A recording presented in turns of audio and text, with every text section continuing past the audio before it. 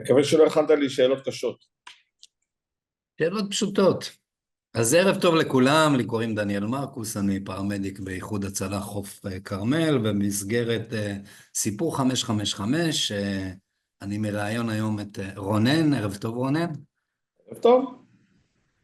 וטוב, נתחיל, אתה יודע, בכזה דברים קצת כלליים, אז בוא נתחיל תספר לנו קצת על עצמך, מאיפה, כזה ככה, שיהיה רקע כללי, שנדע על מה לדבר.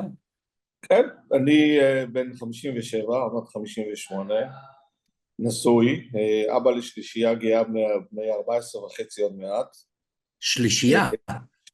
שלישייה, כן. וואה, זה לא שני ידעתי בנים, עליך. שני בנים ובת, כן. פנסיונר של חיל הים, השתחררתי ב-2012 אחרי כמעט 30 שנה בצבא בחיל הים, רוב השנים על הגלים, הייתי מפקד של הרבה מאוד כלי שיט. השתחררתי ב-2012, חיפשתי משהו לעשות, החלטתי שאני לא עוסק בתחום הביטחון, הלכתי ולמדתי להיות קונדיטור, עבדתי 2.5 בתור קונדיטור, ודי הצלחתי בנושא, דרך אגב אחר כך זה שייך לסיפור שלנו בנושא איחוד הצלה. אני לא זוכר שראיתי עוגות שמגיעות לערבי סניף, סתם רק אומר. כן, לא, כי זה בגלל שמיקי שם, הוא שולט על הבשר, אז לא נותנים לי להתבטא. אבל אני פעם באחת מבקש להתבטא, ואנחנו... ואחרי בעצם 2.5 שהייתי קונדיטור, פנו אליי מאלביט בבקשה להגיע ובעצם לפתח איזשהו מוצר שנקרא כלי שיט בלתי מאויש, שזה מה שאני עושה בשנים האחרונות, שהוא מוצר בעצם בתחום ההייטק, שנמכר היום בעולם,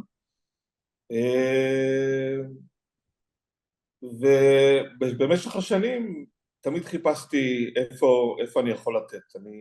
כל החיים שהייתי, אם זה בצופים, וכשהייתי נער צעיר, תמיד חייבתי להתנדב. ולמרות שתמיד אני עסוק, ויש לי המון, ושלישייה, ותמיד חיפשתי איפה הקטע שאפשר לתת.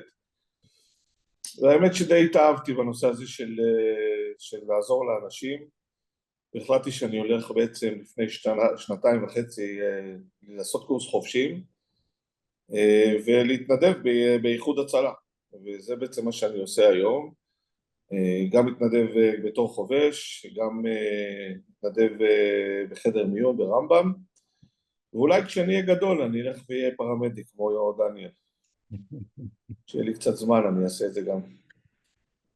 אז אני יכול להגיד לך שהמטופל הראשון שלי היה שהייתי בכיתה ח', סיימתי קורס מגישי עזרה ראשונה, והשכנה מהקומה למטה פתחה את הראש והגיעה אליי וטיפלתי בה וחבשתי אותה, דרך אגב עד היום היא זוכרת לי את זה, שהייתי זה שטיפל בה, ילד בכיתה ח', ומאז אני באהבה לתחום. זהו. ואני...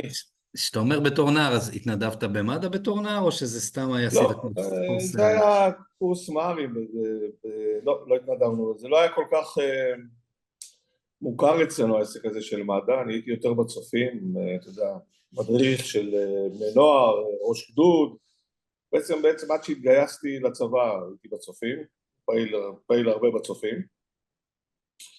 איפה גדלת?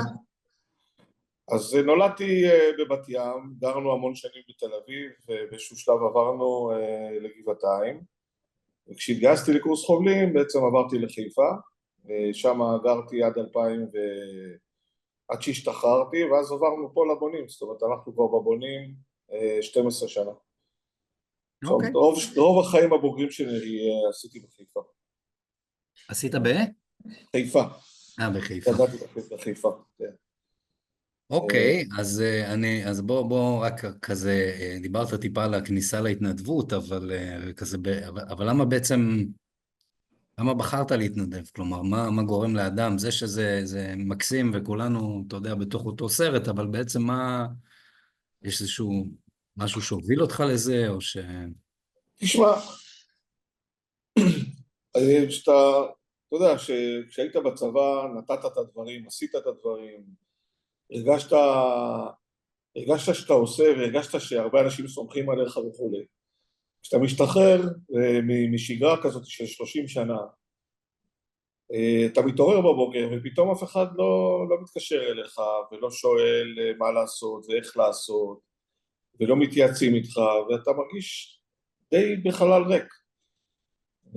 אז אני כל פעם ניסיתי למלא את החלל הזה, בייחוד בקטע הזה של להרגיש שאתה עושה משהו בשביל מישהו, אתה נותן משהו, אתה לא יושב בבית, אתה יודע, כל אחד אומר, כשאני אפרוש, שאני בפנסיונר, אני אשב בבית רגל על רגל, זה מחזיק בדיוק שבועיים, אחרי שבועיים אתה כבר מחפש מה לעשות, איפה לעשות ואיך לעשות, ודי